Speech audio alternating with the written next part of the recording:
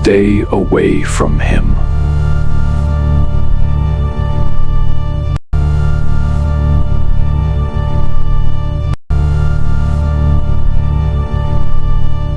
It was just another Thursday afternoon when Merrick walked into his usual coffee shop. The noise of the city outside clashed with the calming hum of the cafe, a comfort he had come to rely on. He walks up to the counter, ordered his regular black coffee. His thoughts preoccupied with work, he found a spot by the window. Staring out at the traffic, he tried to shake off the heaviness of the day. Then, the door chimed, breaking his thoughts. A man entered, and Merrick's eyes automatically followed him. The man was tall, but there was a certain unease about him, like he didn't quite fit in. His clothes seemed a little out of place, and his eyes darted nervously around the room, betraying someone accustomed to being on alert. Their gazes met for only a second before the man quickly looked away, but it was enough to stir something. Merrick felt an unfamiliar pull. He shrugged it off, dismissing it as simple curiosity.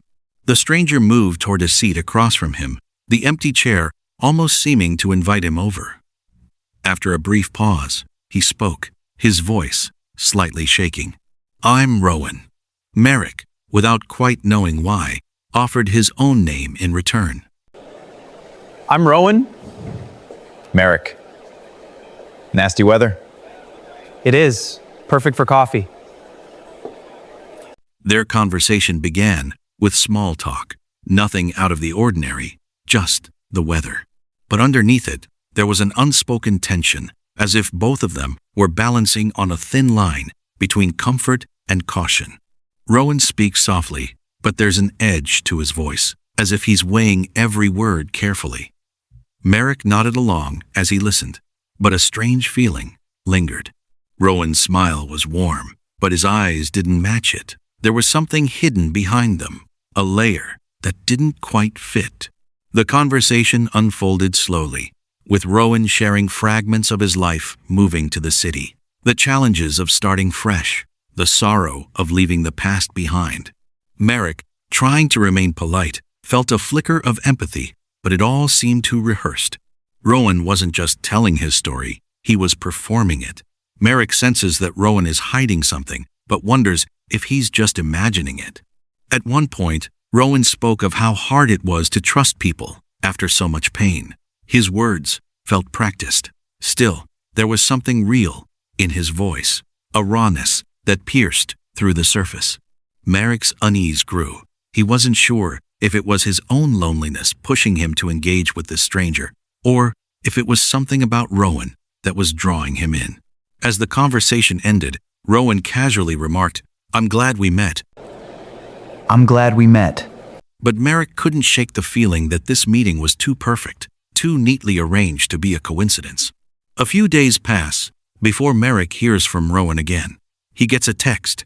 Nothing extraordinary, just a simple message. "Hey, it's Rowan. Thought we could grab another coffee sometime." Merrick hesitates for a moment, but decides to go along with it. When they meet again, Rowan seems more relaxed. This time, it's Merrick who notices the slight shift in the air. The tension that lingered during their first encounter has loosened. They sit down at the same table, and Rowan seems eager to share more about his past, but his stories are vague. He mentions difficult decisions and how he's left a lot behind in his old life, but he won't go into specifics. Instead, Rowan shifts the conversation to Merrick, probing into his background with a curiosity that feels almost too intense. It's as if he's studying him, measuring his responses. Merrick feels the weight of the questions, as though every answer he gives will somehow reveal something more than he intended. Through the conversation, Merrick begins to feel a strange sense of connection. Rowan listens with the intensity of someone who's been trained to understand people, but it also feels like he's learning more than just about Merrick's life. He's learning about his vulnerabilities. Merrick feels oddly exposed, but he tells himself it's just the nature of the conversation. They both share their fears, regrets, and dreams for the future. But deep down, Merrick wonders, why is Rowan so eager to learn about him? The next day, Merrick is walking home when he gets a call from Rowan. His voice carries a hint of anxiety, asking for a simple favor. My car broke down, and I'm stuck near your place. Would you mind giving me a ride home? Merrick hesitates, but the loneliness of his own life makes him agreeable. After all, Rowan's been a friend, a connection he didn't know he needed. He drives to the location Rowan mentioned, a quiet street on the edge of town. Rowan stands by the side of the road, looking more nervous than usual. As they drive through the city, Rowan talks about his situation. I'm just trying to get my life together, he says. I'm just trying to get my life together. Voice tinged with exhaustion, but again, the words feel rehearsed. Merrick can't quite place why, but something about Rowan's story doesn't add up. The car ride is filled with silence, but not the comfortable kind. The kind that makes Merrick feel like he's waiting for something he can't quite name. As they reach Rowan's destination, Merrick tells himself to stop overthinking it. Rowan's just a guy trying to find his way, like everyone else. But the unease settles deeper, like a knot in his stomach that refuses to unravel. Rowan's request for a place to stay catches Merrick off guard. Just for a few nights, Rowan insists, explaining that he's between apartments and needs somewhere safe to stay. I promise I won't be a burden. Merrick's first instinct is to say no. It's too much, too soon. But the way Rowan says it, the desperation in his voice, makes Merrick reconsider. He's been lonely, and the thought of helping someone being needed seems like a chance to build a deeper connection. I trust you, Rowan says, his eyes searching Merrick's face. Merrick doesn't trust his own gut anymore. Something about this request doesn't feel right, but he can't quite place it.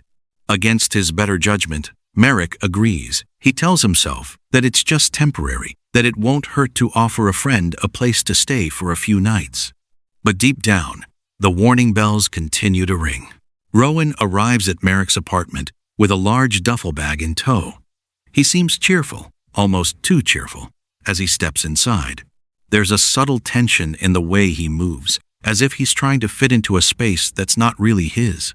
Merrick shows him to the spare room, but something about the interaction feels off. As Rowan unpacks his things, Merrick notices the way he lingers on certain objects in the apartment. His gaze seems to study the walls, the pictures on the shelves, as if he's memorizing every detail. Later that night, as Merrick tries to sleep, he can't shake the feeling that he's being watched.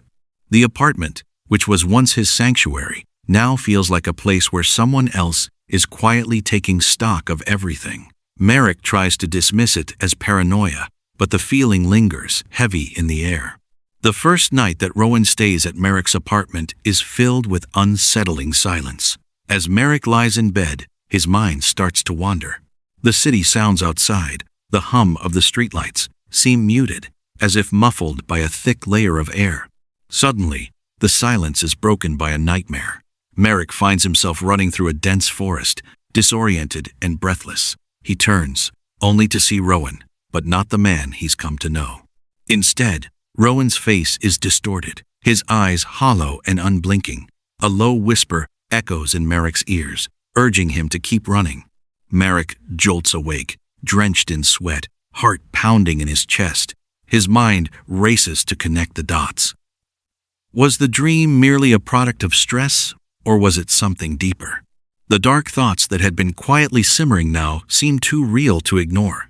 He checks his phone, no messages from Rowan. He considers getting up to check on him, but quickly dismisses the thought. Perhaps it's just a coincidence, he tells himself, brushing away the feeling that something isn't right. But as he drifts back to sleep, the dream lingers, its eerie weight pressing down on him. The days blur together as Rowan settles into Merrick's apartment. At first, everything seems normal. Rowan is polite, clean, and does his part to keep the place in order. But soon, Merrick begins to notice strange things.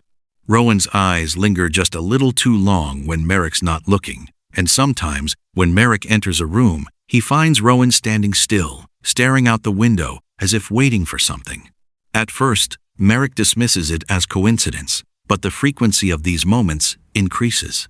One evening, after returning from work, Merrick finds his personal diary open on his desk. He never leaves it out. It's a small detail, but it unnerves him. He confronts Rowan, who apologizes, explaining that he was simply trying to find something to read. The apology is sincere, but Merrick's gut tells him there's more to it than that. That night, as Merrick sits on the couch, watching TV, he feels eyes on him. It's subtle, but when he glances over, he sees Rowan sitting across the room, his gaze fixed on him. Their eyes meet for a moment before Rowan quickly looks away, his face flushing with embarrassment. But Merrick's unease remains. He feels like a rat in a maze, with Rowan standing at every corner, quietly watching. One afternoon, Merrick searches through his jacket pocket for his wallet, only to find it missing. He retraces his steps: the coffee shop that morning, the trip to the grocery store, the evening on the couch. It wasn't there before, he's sure of it. Panic slowly rises in Merrick's chest as he checks his apartment for the wallet. He doesn't want to believe it, but the signs are all there. The wallet is gone. He calls the bank and freezes his cards, trying to stay calm. But the deeper question gnaws at him. Could Rowan be involved? He had access to everything in Merrick's apartment now. His wallet, his phone, his life. Merrick confronts Rowan that evening, but Rowan's response is calm, almost too calm. "I haven't seen it, Merrick. I'm sure it'll turn up," he says with an almost rehearsed confidence. Rowan offers to help look for it, his voice soft, as though trying to placate Merrick. Where is it, Rowan? Tell me now! I haven't seen it, Merrick. I'm sure it'll turn up. Don't lie to me, you know where it is! I don't. Let me help you look for it. But as the night drags on, Merrick's doubts turn into something darker. Had Rowan stolen it? Or had something else happened? Something far more sinister? Merrick pushes the thought away. He wants to trust Rowan, but the unsettling feeling in the pit of his stomach refuses to fade. That evening, as the night grows colder, Rowan seems to sense Merrick's growing suspicion. He sits across from him, his face more serious than it has ever been. "Merrick, I know you're starting to wonder about me, and I get it," Rowan begins, his voice low. "I've not been completely honest with you. My past, it's not pretty." Merrick, I know you're starting to wonder about me. And I get it, I've not been completely honest with you. My past, it's not pretty. Merrick feels his heart race. This is it, the confession, the truth, finally. Rowan's hands shake as he continues. "I've made mistakes, terrible ones. I left everything behind to start fresh, to get away from the mess I made. I thought a new life here would be the answer, but..." He trails off, his eyes clouded with regret. Merrick listens, torn between feeling sorry and unsure of what to believe. He wants to believe. Rowan wants to see the man he's come to call a friend as someone worthy of trust. But there's too much unspoken in Rowan's words. "I just need a second chance," Rowan whispers, his eyes meeting Merrick's with an intensity that Merrick finds unsettling. "Please." Merrick sits in silence, the weight of the conversation pressing down on him. He doesn't know what to say. The story feels incomplete, too vague. The pieces don't fit together, and yet he's willing to believe Rowan's sincerity. But the nagging feeling of doubt is growing harder to ignore. The following night, Rowan's attitude changes once more. He approaches Merrick with a heavy sigh, as though carrying the weight of a secret that's been too long kept. "There's something you need to know," Rowan says, his voice shaking. "There's someone from my past. They're looking for me. I can't explain everything, but they won't stop until they find me. They never will." There's something you need to know. There's someone from my past. They're looking for me. I can't explain everything, but they won't stop until they find me. They never will. Who are they? Merrick is stunned. "Who are they? What do you mean?" Rowan shakes his head, his face grim. "I can't tell you everything. Just know that I'm not running from nothing. They'll come for me, and when they do, I'll have to leave." The words hit Merrick harder than expected. A chill runs through his body as he tries to process what Rowan's saying. There's something darker lurking beneath Rowan's carefully constructed facade. Merrick wonders if he's been too quick to trust him, if he's merely a pawn in a much larger game. Rowan looks at him, his eyes filled with desperation. "Please, Merrick, you have to believe me." Merrick takes a step back, torn between his growing suspicion and the empathy he feels for Rowan's apparent struggle. The idea that someone is after Rowan, and perhaps after Merrick too, sends a shiver down his spine. The next day, as Merrick sits at his desk, his phone rings. The number is blocked, but something urges him to answer. "Stay away from him," the voice on the other end growls before hanging up. It's a male voice, deep and distorted, and it sends a chill down Merrick's spine. He immediately tries to call back, but the number is unreachable. The eerie warning lingers in the air, and Merrick finds himself paralyzed by fear. Was it someone trying to warn him about Rowan? Or was it just a cruel prank? He tries to shake it off, but the seed of doubt has been planted. Merrick spends the rest of the day feeling like he's walking through a fog, unable to shake the feeling that something is wrong, deeply wrong. He returns to his apartment, looking at Rowan with new eyes. The man he'd once thought was a new friend now feels like a stranger in his own life. The next night, Merrick returns home late, exhausted from work.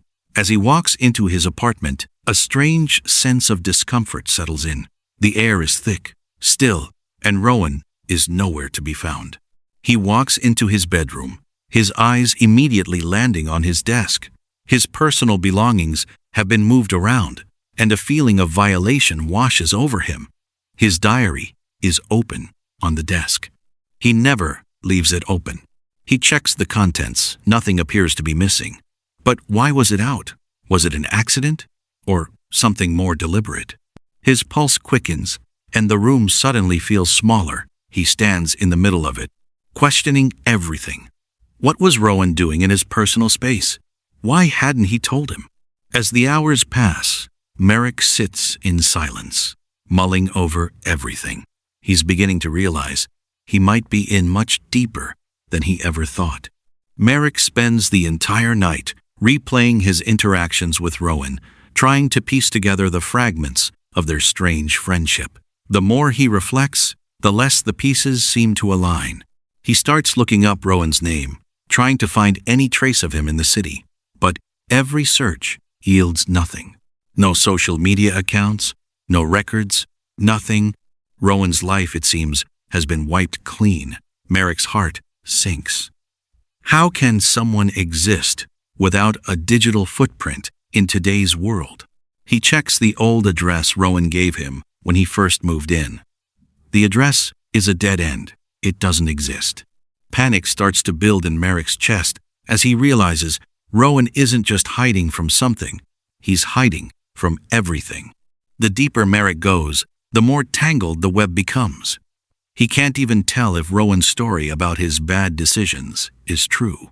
Is Rowan a victim of something dark, or is he the one orchestrating it all? The following night, Merrick returns home after a long day at work, hoping for some sense of normalcy. But when he enters the apartment, it's eerily quiet. Rowan's things are gone. His bag, his belongings, everything. It's like he was never there. Merrick's heart skips a beat. He searches the apartment, looking for any sign of Rowan, but it's all gone. The place is empty, just like it was before Rowan arrived. There's a strange sense of finality in the silence that fills the room. Merrick sits on the couch, trying to process what's happened. A part of him feels relief, as though a weight has been lifted, but another part of him feels betrayed. How could Rowan just disappear like this? It doesn't take long before Merrick starts to realize that Rowan might have been more than just a man in need of help. What if he was using Merrick all along? What if the trust he'd placed in this stranger was part of a much larger plan? While cleaning up Rowan's former space, Merrick finds something tucked behind the desk drawer, a crumpled piece of paper. It's a name, an address, and a single word: run.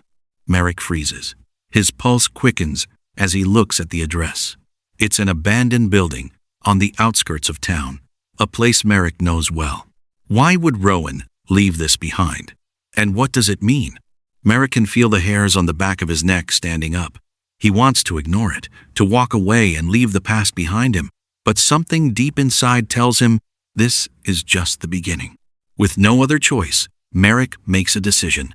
He's going to find out the truth, no matter where it leads.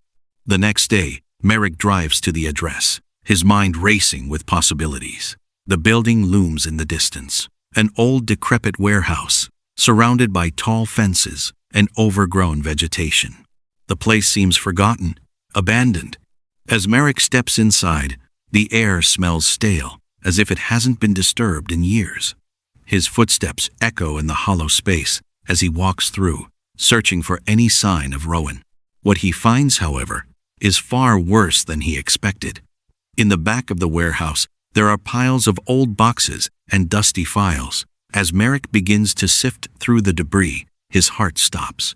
There are photos of him, taken at different times. Sometimes from a distance, sometimes too close for comfort. Every moment of his life over the past few months seems to have been documented.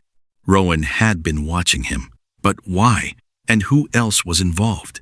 Merrick picks up one of the files, the name on the cover, Project Infiltration. Merrick's hands shake as he flips through the file, which contains detailed information about him, his habits, his routines, his weaknesses. But the more he reads, the more horrified he becomes. This isn't just about Rowan. There's a larger, more intricate plan at play. Merrick's life has been a part of something much bigger than he realized. The files include plans, photographs, and dates. Rowan wasn't just a random person. He had been planted in Merrick's life, a carefully calculated move. Merrick feels the walls closing in around him. Who was watching him? Who was behind this? The question weighs on him, growing heavier with every page he reads. Later that week, Merrick receives an unexpected visit from a man in a black suit, an unassuming figure with a cold, calculating look in his eyes. He introduces himself as Brian, an investigator. But there's something unnerving about him. Brian doesn't offer pleasantries. Rowan isn't who you think he is, he says bluntly. Merrick's stomach churns. What do you mean? Rowan isn't who you think he is. What do you mean? Brian explains that Rowan had been a part of a covert operation, someone who was tasked with infiltrating Merrick's life. Rowan wasn't just a friend. He had been watching Merrick for a reason, an experiment of sorts. Merrick listens in disbelief, struggling to piece the fragments of his life together. Why me? Brian's cold eyes narrow. It's not about you. It's about the bigger picture. Rowan was just a tool. Why me? It's not about you. It's about the bigger picture. Rowan was just a tool. Merrick's world feels like it's spinning out of control. Brian offers no further explanation, only a warning. Stay out of it. The people behind this won't stop until they've gotten what they need. But Merrick can't just walk away now. He has to know the truth. Who were these people? What did they want from him? Merrick's decision to find the truth takes him to the next step of his journey. The pieces are slowly aligning, but the closer he gets, the more dangerous things become. He reaches out to old contacts, following the trail of information Brian had hinted at. Everything leads him back to a shadowy organization, an underground network that operates without conscience or morality. But just as he's about to uncover more, Merrick gets a call. It's from Rowan. The voice on the other end is muffled, but it's unmistakably Rowan's. I didn't want you to get involved, Rowan says, his tone urgent. I've been trying to protect you, Merrick. They'll come for you if you dig any deeper. The line cuts off abruptly. Merrick is stunned. Was Rowan trying to warn him, or was he trying to keep him in the dark? Merrick now knows there's no turning back. The game is more dangerous than he ever realized, and if he's going to survive, he needs to find the truth before they find him. As Merrick digs deeper into his investigation, he starts to uncover a conspiracy that reaches far beyond anything he could have imagined. Every piece of evidence he uncovers leads to more questions. It's as if everything he's known has been a lie. The people he trusted, the friends he made, even Rowan. But it's not just about uncovering the truth anymore. It's about survival. Merrick has become a target, and the more he learns, the more dangerous it becomes. A shadowy figure, someone he hasn't seen before, appears outside his window. Merrick doesn't know whether to run or confront them. But this time, he's ready. No more hiding. Merrick watches from his window as the mysterious figure outside moves closer. His heart races. There's no way to avoid this anymore. He has to face whatever it is that's coming for him. The figure pauses just outside the door, and Merrick feels the unmistakable weight of being watched. His breath catches in his throat as the doorbell rings. Slowly, Merrick opens the door, expecting the worst. Instead, it's Rowan, darker, more urgent than ever. "They found me," Rowan says, voice barely above a whisper. "They know about you now." Rowan's presence is no longer comforting. He's a man on the run, and Merrick is now part of his flight. The weight of Rowan's words sinks in. Merrick is no longer just a bystander. He's in the thick of a game he doesn't understand. "Who are they, Rowan?" Merrick demands, feeling a mixture of anger and fear. "Who are you really?" Rowan looks away, pain flashing in his eyes. "I told you, Merrick. I never wanted this to happen. But now that it has, there's no going back." They know about you now. Who are they, Rowan? Who are you really? I told you, Merrick, I never wanted this to happen. But now that it has, there's no going back. Merrick's world shatters as Rowan takes him deeper into the mystery. They drive for hours, out of the city and into the isolated outskirts, where Rowan finally speaks with full transparency. "I wasn't just trying to protect you," Rowan says, his voice filled with guilt. "I was sent here to get close to you, to watch you. The organization I work for, they saw something in you. They think you're important to something big, something I couldn't even begin to explain." I wasn't just trying to protect you. I was sent here to get close to you, to watch you. The organization I work for, they saw something in you. They think you're important to something big, something I couldn't even begin to explain.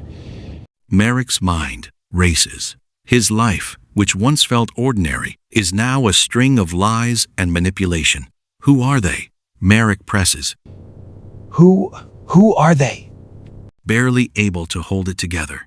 Rowan takes a deep breath. It's not just one group. It's a network, a power structure that reaches across governments, corporations, underground organizations. They need you, Merrick. They think you have information or something that will make everything fall into place. Merrick feels the cold shiver of betrayal crawl up his spine. He's caught in a web too intricate to untangle. But the question that haunts him now is not just about survival. It's about his own identity. What do they want from me? The road feels endless as Rowan continues to explain. You've been under surveillance for years. They've been watching you long before you even met me. Your entire life, Merrick, it's been part of a much larger plan. Cast. Merrick feels a sense of vertigo, his mind struggling to process the enormity of what Rowan is saying. My whole life? But why? Rowan doesn't answer directly. Instead, he hands Merrick a small black notebook, a journal of sorts. It's filled with pages of cryptic notes, maps, and names, some of which are familiar to Merrick. Offered. But there's one entry that stands out. His name. The ink is freshly written, as if someone had added it only recently. A chill runs through Merrick's veins as he reads the note. Merrick Mason, the key. His stomach turns. What is this about? How is he connected to any of this? As they pull into a secluded cabin in the woods, Rowan warns Merrick, "We need to stay low. For now, it's the only place we're safe." The cabin is small, hidden away from prying eyes. It's a place that Rowan seems to know too well. As they settle in, Rowan goes over the details of their plan to stay hidden. But the unease in the atmosphere is undeniable. Merrick can't shake the feeling that they're being watched. Every sound in the woods seems to carry a deeper meaning. Is it just the natural creaking of the cabin, or is someone out there, waiting? Suddenly, the phone rings. Merrick picks it up, only to hear a voice he doesn't recognize. "You've got one chance, Merrick. Come with us now, and everything can be over. But don't think about running. You won't make it." "You've got one chance, Merrick. Come with us now, and everything can be over. But don't think about running. You won't make it." The conversation haunts Merrick long after the phone call ends. Who is this person, and what do they want from him? It's clear that whatever game is being played, Merrick is a key piece. But the stakes keep getting higher. Rowan has become more agitated, constantly checking the windows, his eyes darting nervously. "I'm sorry for dragging you into this," Rowan says quietly, his guilt still weighing heavily on him. "You didn't deserve this." Merrick, his mind whirling with everything he's learned, looks at Rowan, his heart hardening. "You didn't drag me into anything. I trusted you. I wanted to believe in you, but I can't trust anything anymore." You didn't drag me into anything. I trusted you. I wanted to believe in you, but I can't trust anything anymore. Rowan lowers his head, the pain in his expression evident. He knows he's lost Merrick's trust, and that realization cuts deeper than any physical wound. Late at night, as Merrick lies awake in the dark, trying to process the ever-widening web of lies, he hears a noise outside, a tapping, a gentle rapping against the window. Merrick's heart races. He gets up cautiously, peeking through the curtains. What he sees sends a wave of dread crashing over him. A black car is parked just beyond the tree line. In the dim light, he can make out two figures standing near the vehicle, staring at the cabin. Merrick doesn't recognize them, but they're waiting for something or someone. Rowan appears behind him, sensing Merrick's unease. "They're here," he says, voice hollow. "It's time to leave. We don't have much time." The urgency in Rowan's voice is enough to snap Merrick into action, but the fear in his gut tells him that there's nowhere left to run. And quote, whatever happens next, it will define the rest of his life. Merrick and Rowan quickly pack their things, but the tension is suffocating. Outside, the figures by the car begin moving toward the cabin. Merrick's heart pounds in his chest as he grabs his bag, the weight of what's happening sinking in. "We have to go now," Rowan insists, pulling Merrick toward the back door. They make their way into the woods, the cold air biting at their skin. The trees seem to close in around them, and every step feels like it's taking them further into danger. The sound of footsteps behind them grows louder. Someone's following them. Rowan glances back, his face pale. "They're right behind us. If we don't lose them, it's over." And, just as they make it to a small clearing, Merrick hears a sharp click, a gunshot. His heart stops. Rowan pulls him down behind a fallen log, both of them motionless in place. Merrick's breath comes in shallow gasps as he peeks over the log. Two men, armed and dangerous, step into the clearing. One of them looks familiar, the man who had called Merrick on the phone. "They've been tracking us," Rowan whispers. "I didn't think they'd come this far." Merrick turns to Rowan, his voice barely above a whisper. "You knew, didn't you? You knew they would come for me." They've been tracking us. I didn't think they'd come this far. You knew, didn't you? You knew they would come for me. Rowan's face darkens, guilt flooding his features. "I didn't want this for you, Merrick. But you've become part of something much bigger than I ever expected." As the two armed men close in on their position, ready to capture Merrick and Rowan, a third figure emerges from the trees.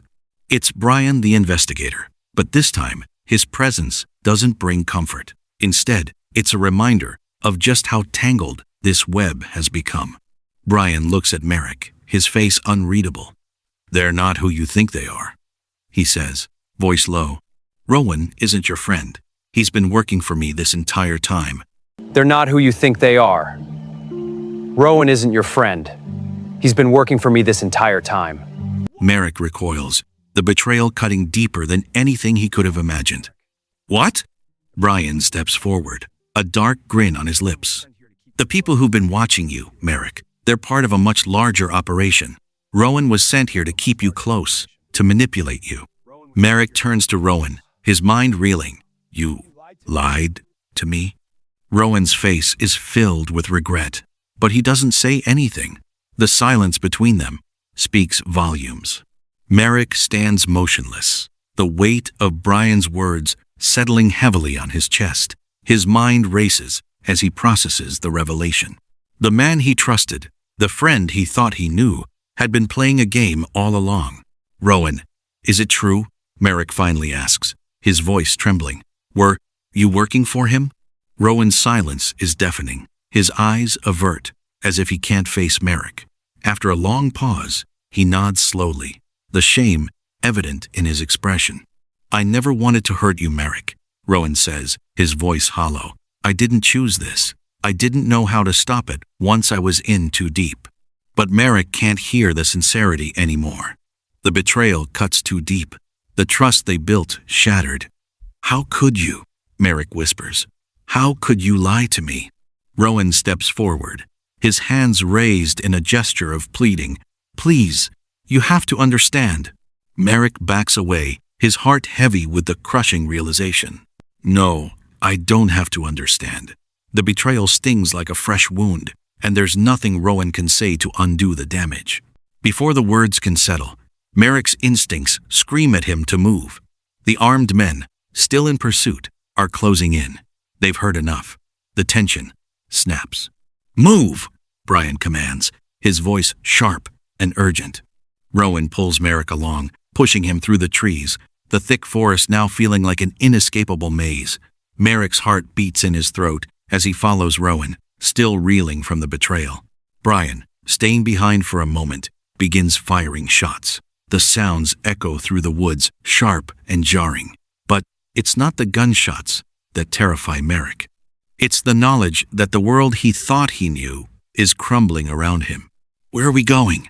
Merrick demands as they run, his breath ragged. "Trust me," Rowan says, his voice strained. "I'm trying to keep you alive."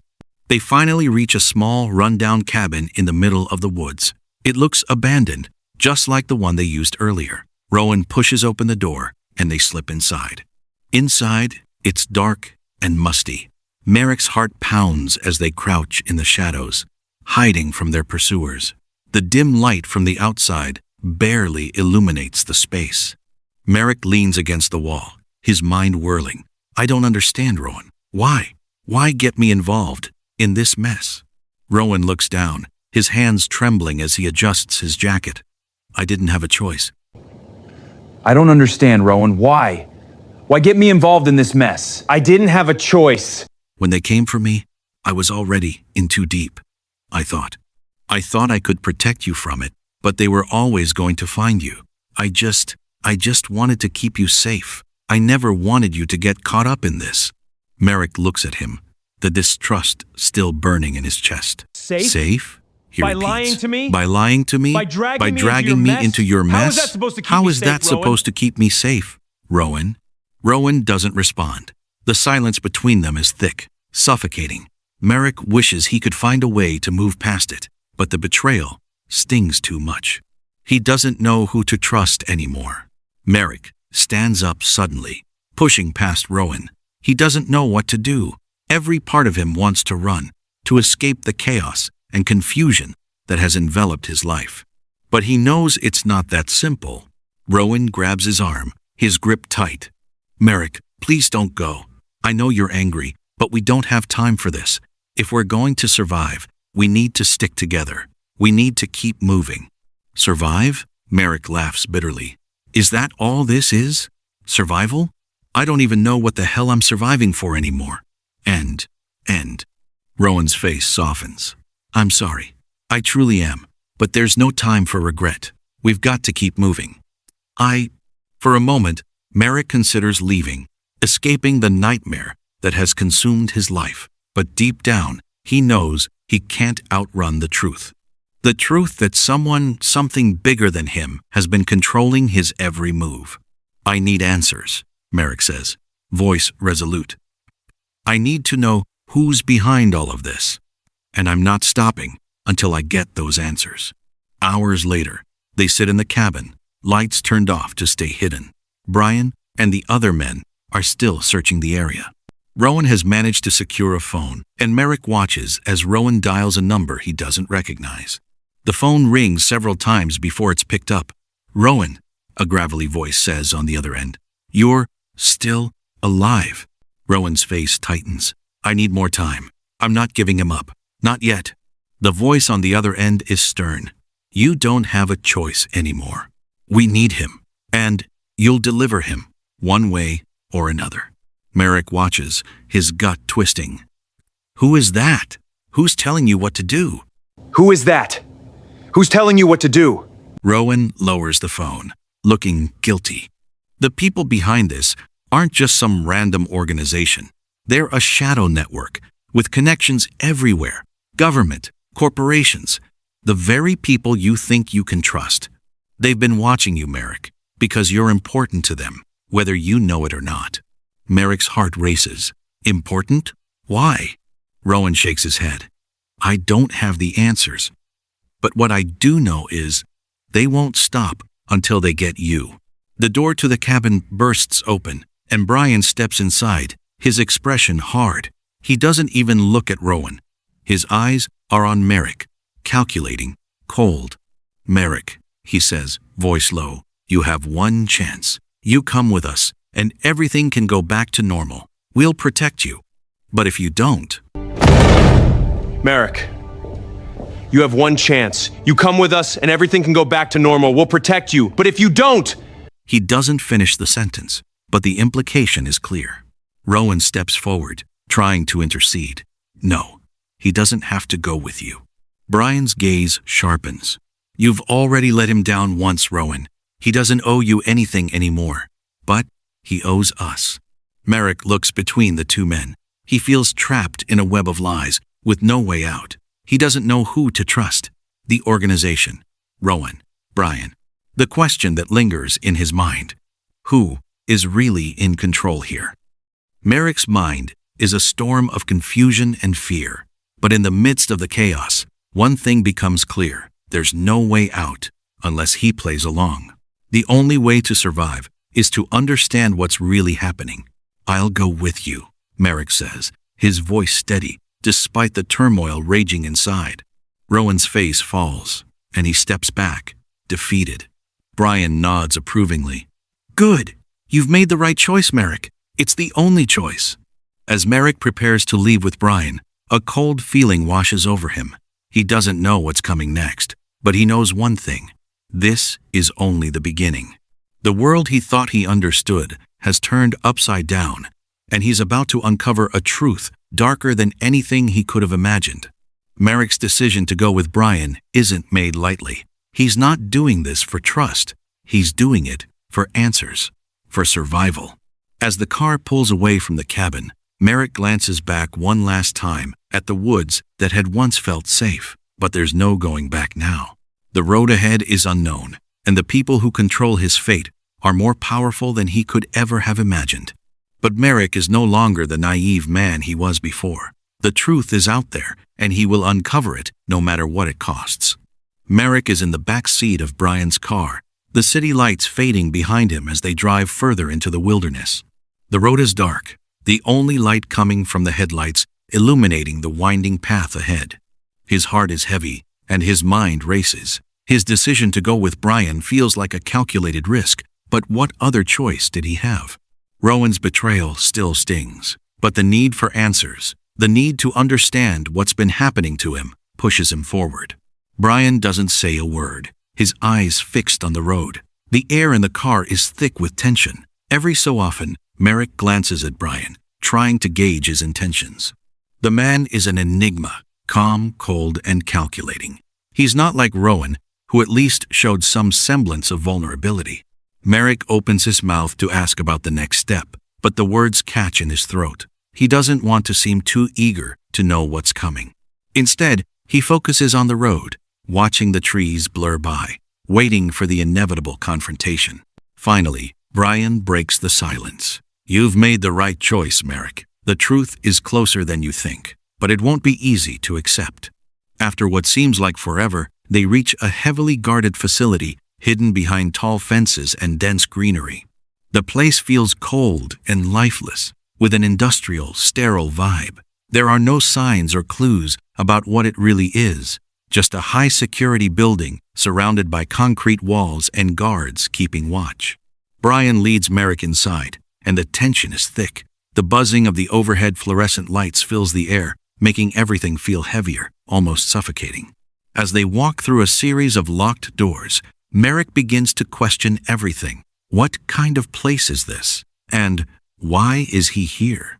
Brian stops in front of a large steel door, unlocking it with a coded swipe. The door creaks open, revealing a room filled with monitors, files, and what looks like an entire operations center.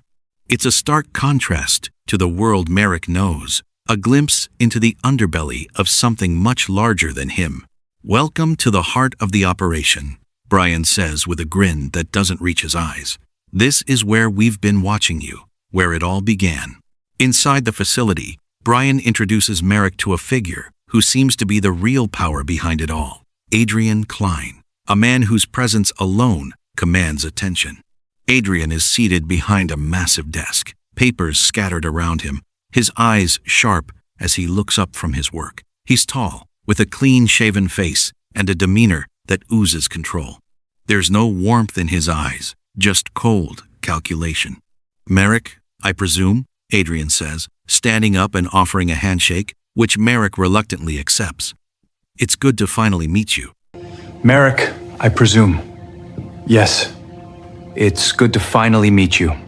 Merrick feels a chill run down his spine. This man, the mastermind, has been controlling his life from the shadows. Every choice, every step he took, was part of Adrian's grand design.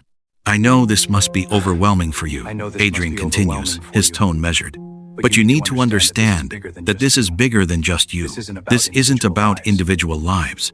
I know this must be overwhelming for you, but you need to understand that this is bigger than just you. This isn't about individual lives. This is about the greater good." Merrick's pulse quickens. "The greater good?" he repeats, his voice thick with disbelief. Adrian nods, his expression unwavering. "You were chosen because of what you possess, something invaluable, a piece of information that could change everything, and we need you to help us unlock it." You were chosen because of what you possess. Something invaluable. A piece of information that could change everything, and we need you to help us unlock it. Adrian begins to explain the nature of the experiment Merrick is now a part of. "You've been under observation for years, Merrick. We knew the moment you were born that you were different. Your mind, your ability to process information, it's unlike any other we've seen." Merrick's mind spins as Adrian continues. "We've been watching you, guiding you, shaping you into the perfect subject for this.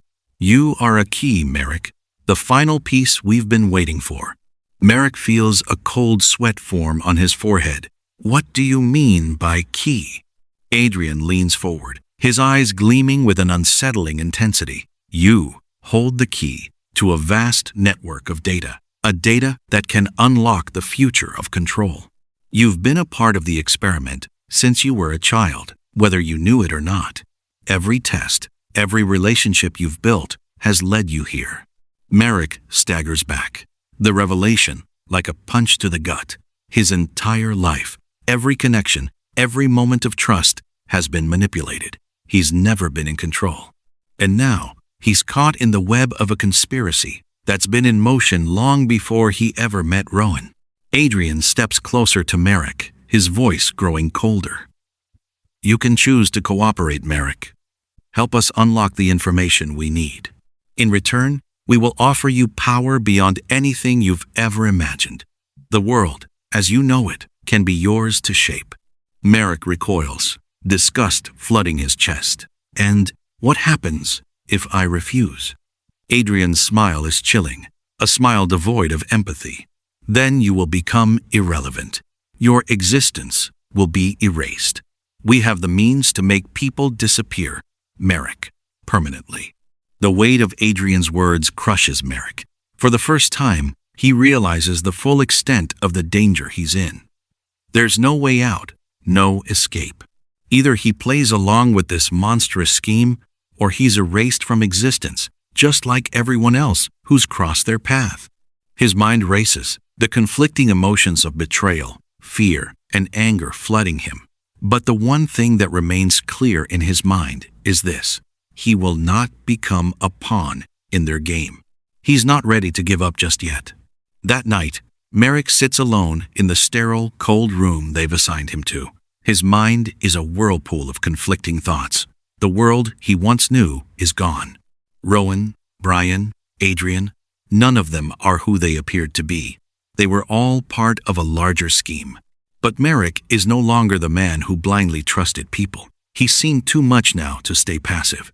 He may not have all the answers, but he knows one thing. He's not going to play their game. He begins to devise a plan, a way to escape the clutches of the people who've been controlling him. He starts by contacting his old friends, trying to reconnect with the world he once knew. But he knows he can't do this alone. He'll need allies, people who still believe in the truth, in the world he used to live in. As he scribbles notes in the dim light, he hears a soft knock at the door. It's Rowan. "I'm sorry, Merrick," Rowan says, his voice thick with regret. "I didn't want it to end like this, but I couldn't stop them. I couldn't stop myself." Merrick looks at him, his anger simmering. "You can still help me, Rowan. We can take them down together, but only if you're willing to fight." I'm sorry, Merrick. I didn't want it to end like this, but I couldn't stop them. I couldn't stop myself. You can still help me, Rowan. We can take them down together, but only if you're willing to fight. Rowan nods, determination creeping into his eyes. "I'm in. I'll help you. But we need to move fast. They'll be looking for us." Merrick takes a deep breath. The war is just beginning, and it's one he's not willing to lose.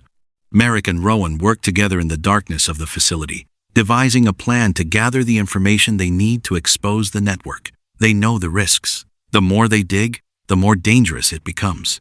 But there's no turning back now. The truth is out there, and Merrick won't stop until he uncovers it all. They work late into the night, piecing together a plan, using the stolen files and data they've gathered to expose the shadowy figures controlling their lives. The fight has only just begun, and as the first glimmer of dawn breaks through the window, Merrick knows this will be the most dangerous battle of his life. The stakes are higher than ever. The clock is ticking, and the people behind this massive conspiracy are closing in. Merrick's life, his past, and his future are hanging in the balance. He has one shot to expose the truth. In the final confrontation, everything will be laid bare, who's behind it all, and what they want from Merrick. Will he survive the final showdown? Or will the shadowy figures get the better of him?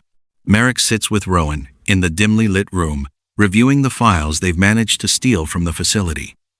Every document, every coded message seems to lead to more questions. The sheer scope of the operation is staggering. What began as a small conspiracy now appears to be a global network of surveillance, control, and manipulation. Rowan, exhausted and frustrated, slams a fist on the table. "They've been manipulating us from the start. It's not just you, Merrick. It's all of us. We were born into this. I didn't know the full extent of it either. But now, I understand. Adrian Klein is not just some leader. He's the architect of this entire network. The operation goes deeper than I thought." They've been manipulating us from the start. It's not just you, Merrick. It's all of us. We were born into this. I didn't know the full extent of it either. But now I understand. Adrian Klein is not just some leader. He's the architect of this entire network. The operation goes deeper than I thought. Merrick feels his chest tighten. The path to the truth is clearer now, but it's more dangerous than ever. Adrian is not just a puppet master pulling strings. He's the heart of the beast. Merrick and Rowan are closer than ever to unraveling everything, but at what cost? As they continue their investigation, they begin to suspect that someone within their inner circle is feeding information to the enemy. Merrick starts to question every interaction, every small detail that could suggest a betrayal. Late one evening, as they meet in secret to go over their findings, Merrick spots something odd. One of the security cameras in the facility flickers, a glitch that only occurs when the system is being tampered with. His heart skips a beat. "Rowan, we've been compromised," Merrick whispers. "I think someone's been watching us from the inside." Rowan's face pales. "Are you sure?" Before Merrick can respond, a sharp knock at the door startles them both. They freeze, the sound too deliberate to be a coincidence. The room is thick with tension. Merrick moves cautiously to the door, his hand trembling as he reaches for the handle. He opens it slowly. only to find no one standing outside. But as he looks down, he sees a single piece of paper tucked under the door. He bends down to pick it up, his eyes widening as he reads the short message. They know you're coming. You're too late. It's a warning, a sign that the clock is ticking faster than ever. Determined to find out who's behind the leaks, Merrick and Rowan dig deeper into the underground network that Adrian controls. They discover that the group isn't just a corporate conspiracy, it's a covert global syndicate operating with ties to powerful government agencies, financial institutions, and even tech companies. Rowan, his voice hoarse, leans over a map of the network. It's everywhere, Merrick. Every major city, every government. They control everything, from the economy to the media. They've embedded themselves in all the power structures, and now they're using you to achieve their final goal. Merrick looks at the sprawling network before him, overwhelmed by the sheer magnitude of it all. What's their endgame, Rowan? What are they after? Rowan hesitates. Control, absolute power, and they'll stop at nothing to get it. The truth is darker than Merrick could have imagined. His involvement in this web of lies has been far more significant than he ever knew. He was never just a pawn. He was the key to unlocking their ultimate agenda. As Merrick and Rowan work tirelessly to gather more information, time becomes their enemy. Adrian and his associates are closing in, and every step they take brings them closer to the heart of the conspiracy and to the danger that lies in wait. Merrick receives another anonymous call, his heart racing as the voice on the other end speaks in a cryptic tone. You're running out of time, Merrick. They've found you. The countdown has begun. The call ends abruptly, leaving Merrick with an eerie sense of finality. It's clear now that they're no longer the hunters, they're the hunted. Rowan, looking more tense than ever, pulls up a new file. I think I've found something, he says, voice barely above a whisper. Adrian's final move, whatever it is, will happen soon. We need to stop him before it's too late. But how do you stop a man who controls the world from the shadows? Merrick knows they're up against something far bigger than either of them can comprehend. The tension reaches its peak when Merrick and Rowan are finally face to face with Adrian Klein. Adrian sits behind a large glass desk, his expression calm and composed. He looks like a man who has already won. Well, Merrick, Adrian says, his voice dripping with amusement. I was wondering when you would come. It seems you've finally figured it out. Merrick's fists clench as he steps forward, his voice steady despite the rage building inside him. I know everything, Adrian. I know what you've been doing, what you've done to me. Adrian smiles, his eyes cold. You still don't understand, do you? It was never about you, Merrick. It was about the future, about control. You were never just a victim. You were a participant in a much larger plan. Merrick's pulse quickens. You don't control me anymore. Well, Merrick. I was wondering when you would come. It seems you finally figured it out. I know everything, Adrian. I know what you've been doing, what you've done to me. You still don't understand, do you? It was never about you, Merrick. It was about the future, about control. You were never just a victim. You were a participant in a much larger plan. You don't control me anymore. Your participation was always part of the design. Not anymore. Adrian leans back in his chair, looking almost amused. We'll see about that. Before Merrick can react, Adrian presses a button on his desk. The room goes dark, the blinds lowering automatically, and a loud alarm begins blaring. We'll see about that.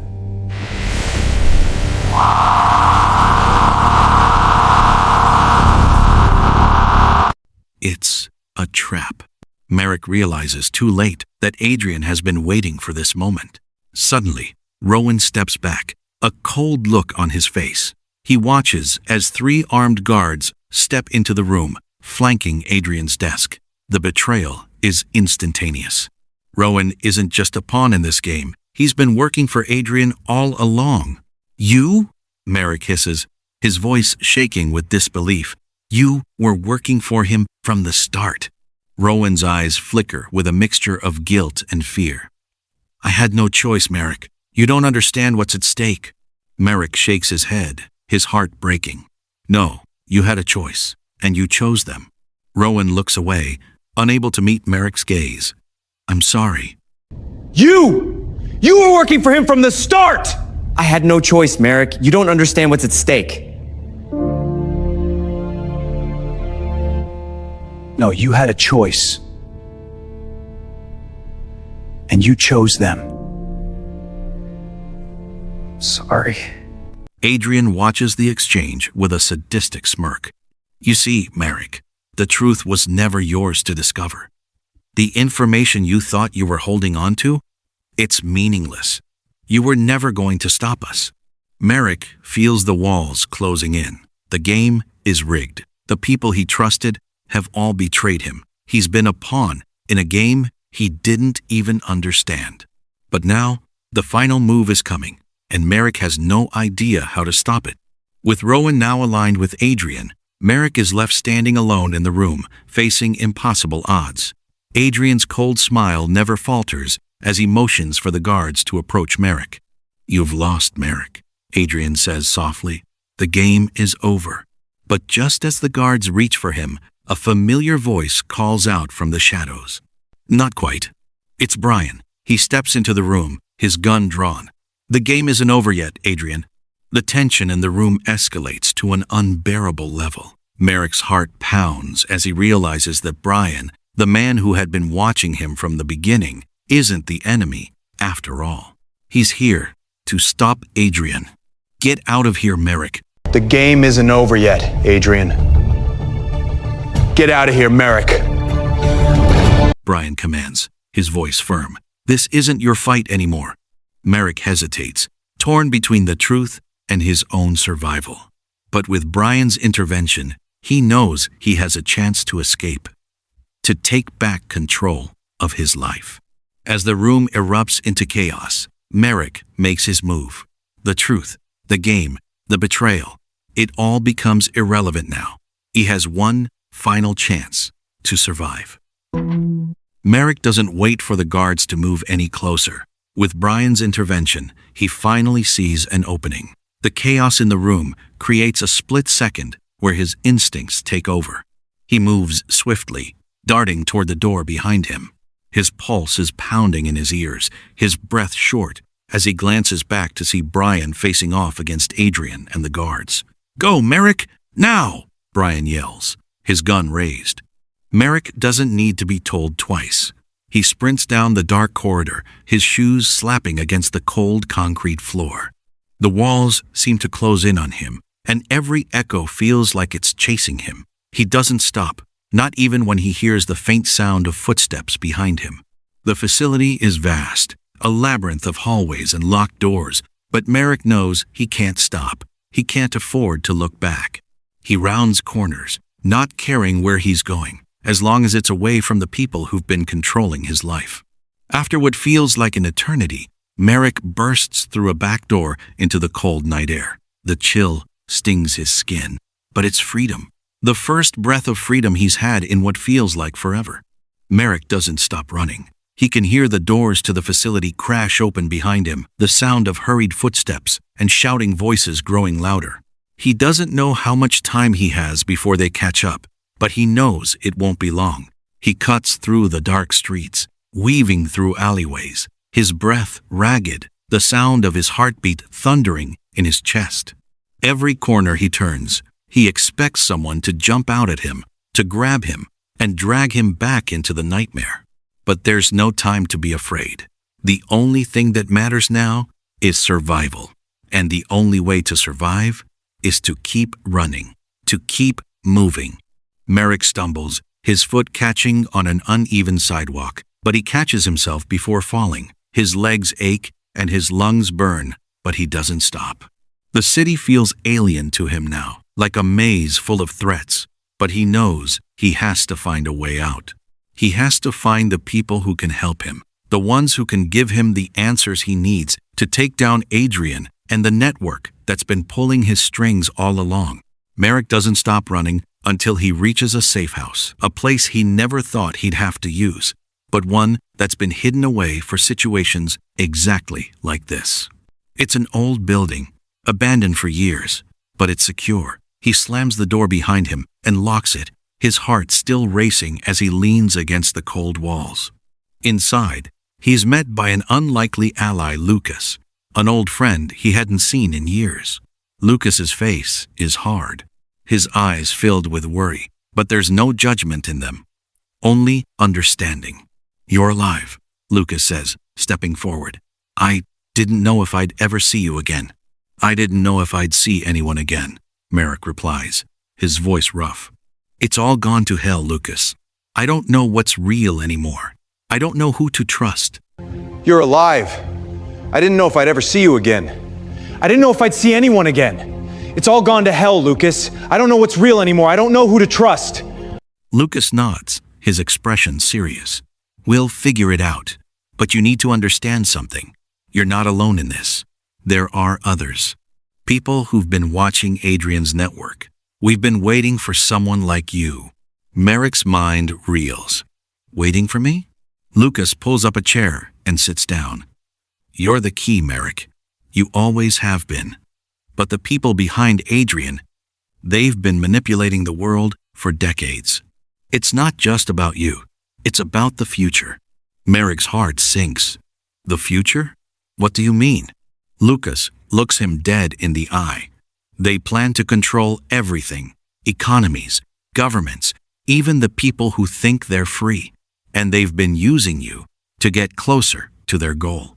Merrick feels the weight of the truth hit him like a brick. His life was never his own. He's been a pawn in a much larger game. But now he has a choice. He can either keep running, hiding, or he can fight back. As Merrick starts to process the enormity of the situation, the door to the safe house opens with a creak. He spins around, his heart in his throat, expecting more enemies, more threats.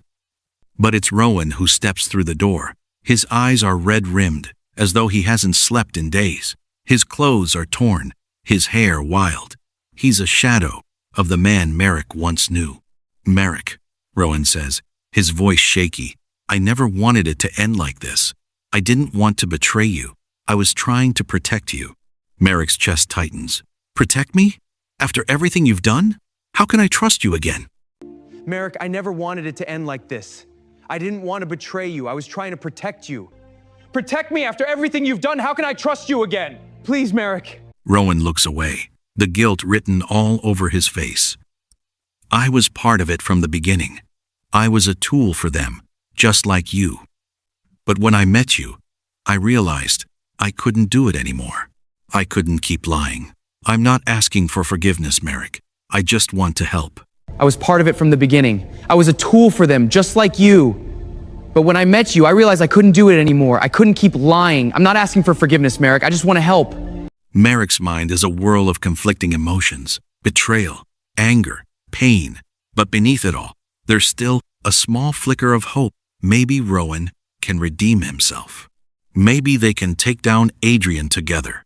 "I don't know if I can trust you," Merrick says, his voice hard, but there's a glimmer of understanding in his eyes. "But we don't have much time.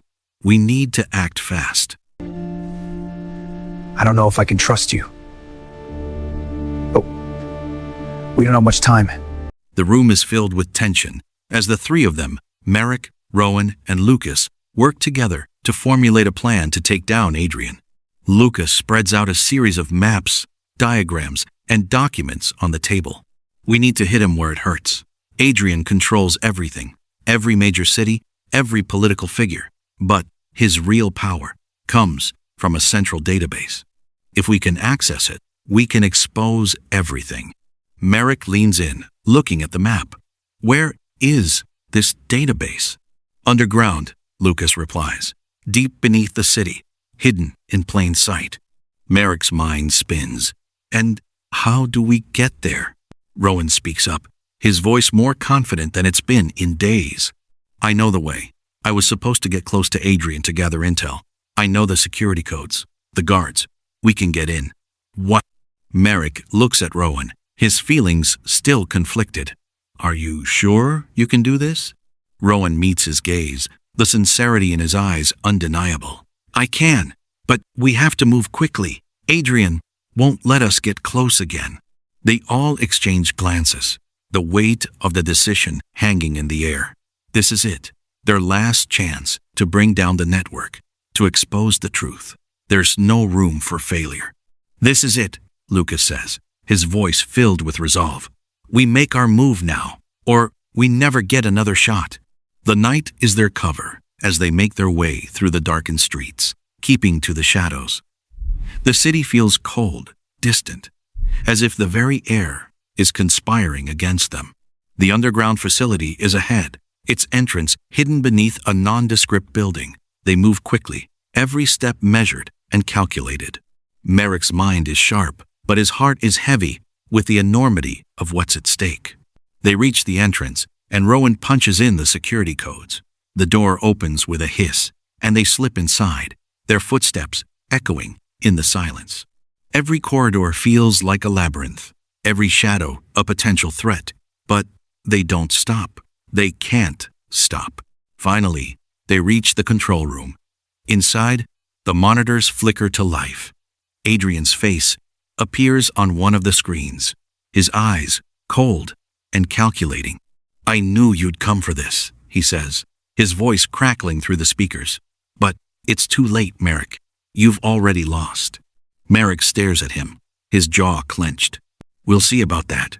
I knew you'd come for this, but it's too late, Merrick. You've already lost.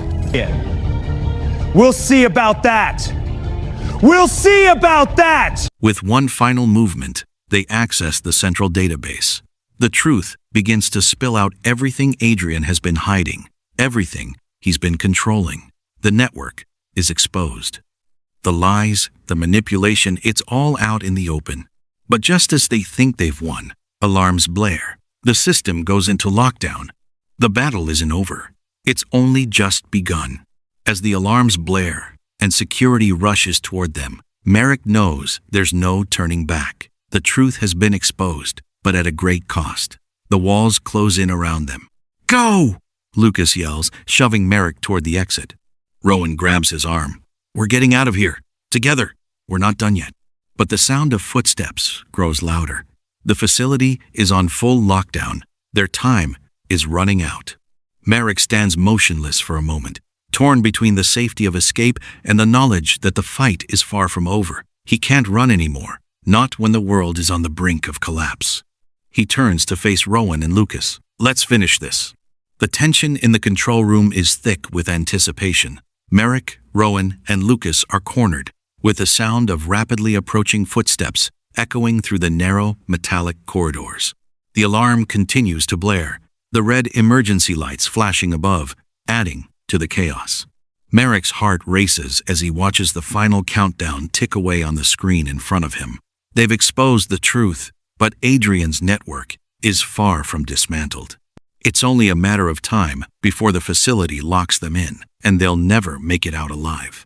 We need to get out, now, Lucas yells, his voice strained, panic creeping in. Rowan grabs Merrick's arm, his grip tight. We're almost there. We've got the data. We've won, Merrick. We just need to leave. But Merrick can't move. He looks at the screen, where Adrian's face still looms large. His cold smile taunts them. And you think you've won, Merrick? This isn't just a system. It's a mindset, a foundation. Even if you expose the truth, it's already too late to change anything.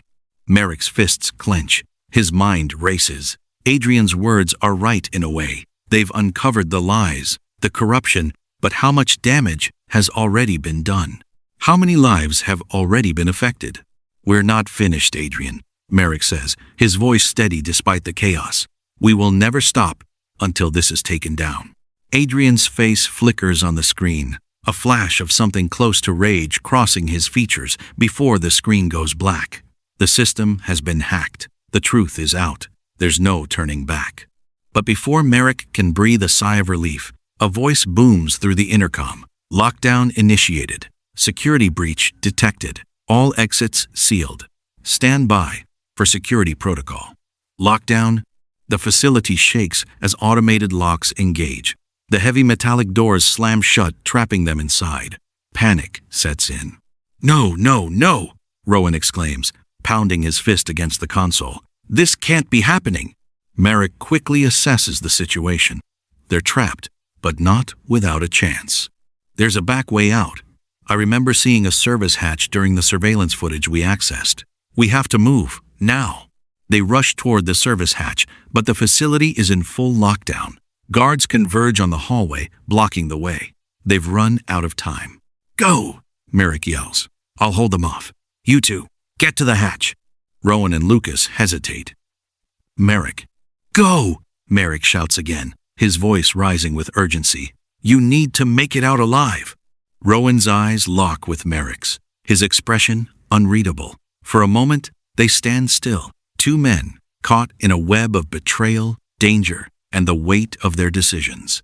But there's no more time for hesitation. Rowan nods, gripping Lucas's shoulder. Let's move.